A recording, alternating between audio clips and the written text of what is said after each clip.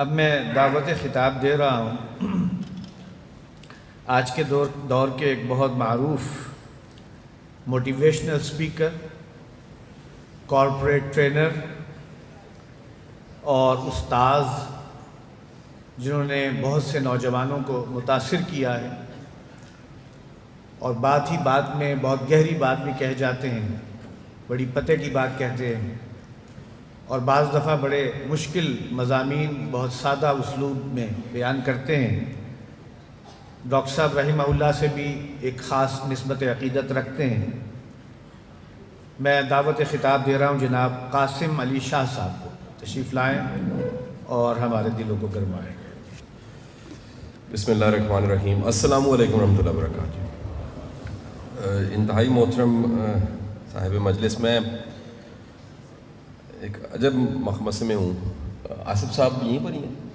آصف صاحب ایسا تھا کہ میں اپنے سارے سفر میں لائیو سن رہا تھا سیشن۔ اب مجھے لگ رہا ہے کہ ہر وہ بات جو میں نے کرنی تھی مجھ سے پہلے کی جا چکی ہے، لہٰذا امتحان ہے میرا۔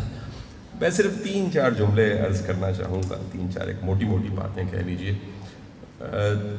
زمانہ طالب علمی میں جب ہم یونیورسٹی پڑھا کرتے تھے تو ہماری کلاس میں کچھ ایسے صاحب تھے، کچھ ایسے دوست تھے جن کو اگر میں آج بھی یاد کروں تو خود سے بہت بہتر پاؤں گا۔ ان کا تقوی، ان کی ایمانداری، ان کا عبادت میں بہتر ہونا، ان کا کمٹمنٹ۔ اور اس زمانے میں ڈاکٹر صاحب سے واقف نہیں تھا۔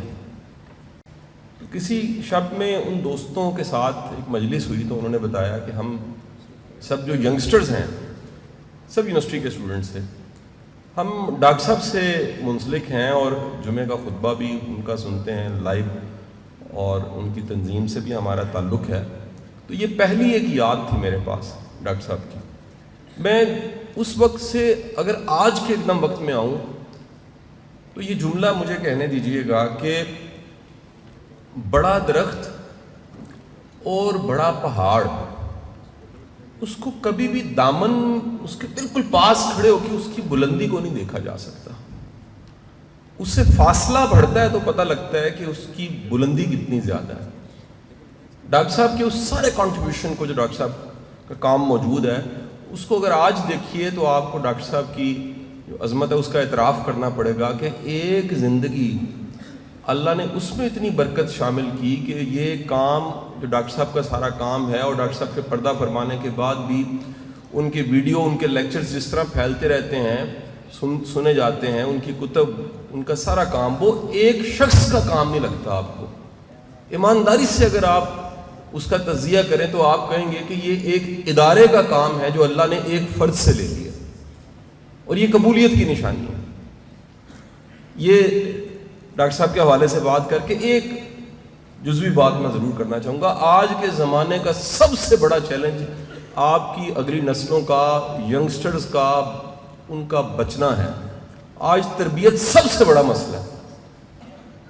آپ ملک کے حالات دیکھ لیجئے، دنیا کے سارے چیلنج دیکھ لیجئے، اور ان یونیورسٹیوں میں جا کے دیکھیے۔ مجھ سے پہلے بھی 1-2 مقرر ینگ یونیورسٹیوں میں جاتے رہتے ہیں، میں انہیں دیکھا۔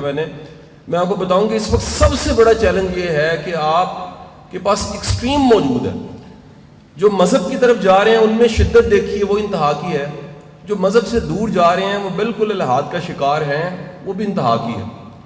اور اس زمانے میں ڈاکٹر صاحب کا سارا کام جو رجوع اللہ، دین کی طرف لانا اور خیر کے رستے کا مسافر بنانا، یہ کسی نعمت سے کم نہیں۔ میں دعا گو ہوں ڈاکٹر صاحب کی ساری فیملی کے لیے، آپ سب کے لیے جو تنظیمیں اسلامی سے جڑے ہوئے ہیں، کہ اللہ تعالیٰ آپ سب کو آباد شاد رکھے اور ہماری آنے والی نسلوں کو محفوظ رکھے۔ آپ کا بہت بہت شکریہ۔